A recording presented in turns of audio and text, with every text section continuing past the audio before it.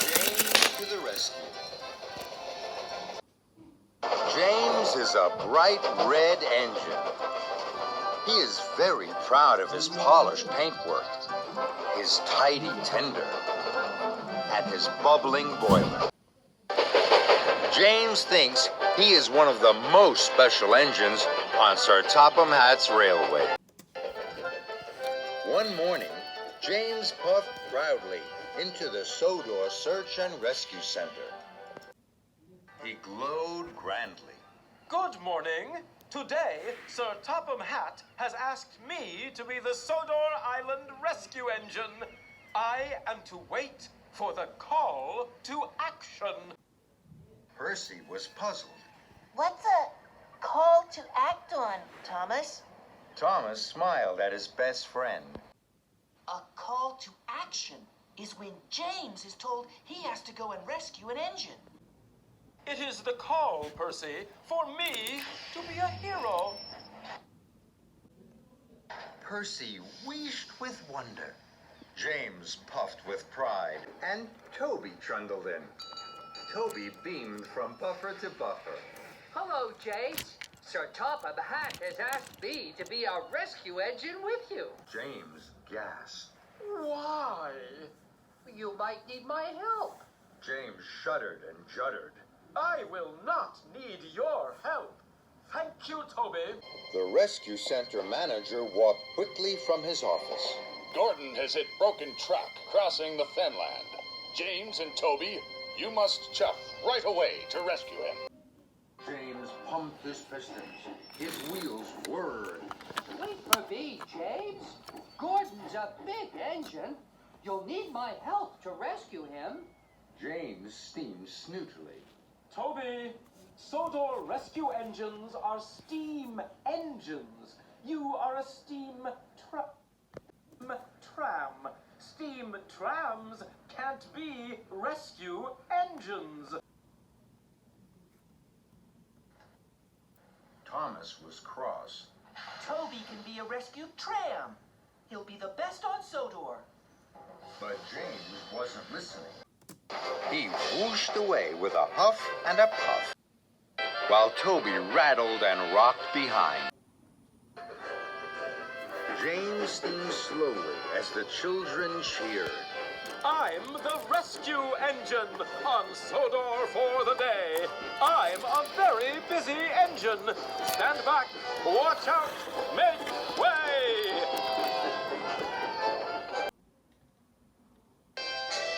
James wheezed up to Gordon. Gordon's front wheels were off the track. Rescue engine to the ready. I'll pull you back on track in no time. Toby's bell jingled and jangled. Excuse me, James. I don't think that's a good idea. Gordon is too heavy. I'll go and fetch Rocky. James snorted and sniffed. I will rescue Gordon. I will not need help. Thank you, Toby. So, James was coupled up to Gordon. James heaved and James hauled. He huffed and he puffed. His face went as red as his paintwork. Nearly there, Gordon. Gordon shuddered and juddered. Gordon's driving wheels fell off the track. Bother. Oh, the indignity. Excuse me, James. I think we need Rocky. No, thank you, Toby. I shall puff around to shunt Gordon back on the tracks. James and Toby chuffed in behind Gordon. Rescue engine to the ready. Gordon grunted grumpily. Excuse me, James. I think Rocky... No, thank you, Toby. I do not need Rocky's help. James buffered up behind Gordon. James shoved, and James shunted. He huffed, and he puffed. His cheeks went as red as his paintwork. Nearly there, Gordon. Then there was trouble. The track creaked and crumbled. Then it cracked. Father! Gordon groaned. Oh, the indignity. Toby's bell jingled and jangled. I don't want to be a bother, James, but I think it's time for Rocky. No, thank you, Toby. I am the rescue engine, and I have a plan. Very good, James. What we need is speed and spin. Back up and watch the rescue. So James backed up. Toby backed up. And Gordon waited. Then James hummed his pistols. His boiler bubbled. His firebox fizzed. Rescue engine to the ready. James roared and raced down the track. He hit Gordon's buffer with a biff and a bash and a terrible smash. Gordon the Grand had toppled off the track into the muddy fen. And James the rescue engine had splished and sploshed into the mud after him. And James the rescue engine had splished and sploshed into the mud after him. Oh, the indignity. Oh, my paintwork. James felt terrible. I am not a rescue engine. I am not a hero. I am not the brightest red engine on Sodor. I am the silliest and muddiest engine. Toby chuffed over carefully. Excuse me, can I help, James? Yes, Toby. I need your help. Please go and fetch Rocky. Happy to help, James. Thomas was happy to help Toby. Together, they pushed and pulled Rocky to the fenland. Rocky lifted Gordon and James out of the mud and back on track. Happy to help, James.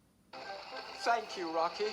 I still feel very silly, but even silly engines have to be really useful rescue engines. Puff along with me, Toby. I need your help. Together, James and Toby were fine rescue engines. They shunted and pulled Charlie to the water tower. Rescue engines to the ready! They brought diesel oil to Mavis when she had run out. Rescue engines to the ready! At last, at the end of a long day, James and Toby clickety-clacked along the track into the Sodor Search and Rescue Center. We're the rescue engines on Sodor for the day. We're very busy engines. Stand back, watch out, make way. I hear you two have been busy. Yes, sir. Thank you for sending Toby to help me, sir. He is the best rescue tram on the whole of Sodor. Thomas the tank engine had been working in the coal yards all day. The little blue engine was covered in coal dust. "We can't clean you up tonight, Thomas," said his driver. "There's a problem with the hose pipe." "Bother," said Thomas. "A bath would make me feel much better. The others are sure to say I look silly." But the engines were too busy arguing to notice Thomas. James was talking loudest of all. "I deserve a new coat of paint. Sir Topham Hatt says I'm the pride of the line, and..." "Rubbish," huffed Henry. "We're all the pride of the line." "It's been like this all day," confided Percy to Thomas. "James is getting a new coat of paint and won't stop boasting about it." "Why, James? I'm the one who needs a new coat. Look at me." "I'd rather not," retorted James. "You're not a pleasant sight, and wouldn't understand the needs of a really important engine." Thomas was fuming. Next morning, as James was being repainted, Henry had an accident. "If you can't push cars properly, Henry, Why not talk to a tree instead? You know how much you like the forest. As a matter of fact, Bossy Boiler, Sir Topham Hatt is inspecting the island for trees that are too close to the line. He's worried they might cause trouble. "Ha!" laughed James. "If I came upon a tree, I'd just push it aside." Really? Henry replied. Soon James was showing off his paintwork. "Make way for an important engine." "You wouldn't feel important if one of those trees crashed on you. You'd feel hurt," reproached Percy. "Rubbish! It wouldn't dare." "You should be careful, James. Trees can be just as powerful as engines," advised Terence. "Oh, please. Now, excuse me, Sir Topham Hatt needs me to pull the express." And he huffed away.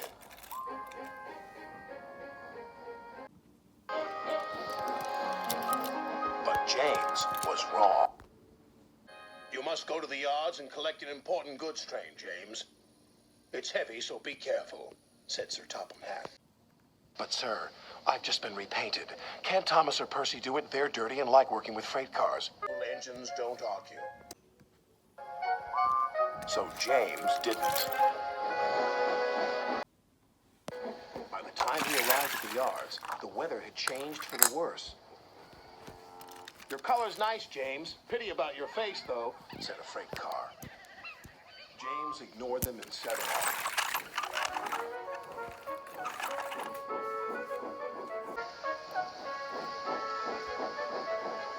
Soon they came to a hill, and his driver knew they were in for a difficult time.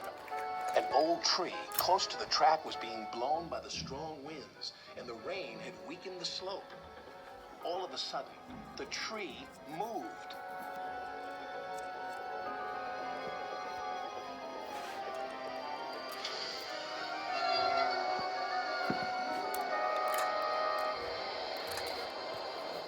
"Oh, help!" cried James. "Go away!" But of course, the tree couldn't. James tried to reverse away from the tree, but his train was too heavy. Then he heard a whistle. "It's Thomas," called his driver. James felt embarrassed and worried that Thomas would laugh at him, but Thomas didn't. He knew this was no time for teasing. "I'm ready," whistled Thomas. "So am I," replied James. "As ready as I'll ever be." They were just in time.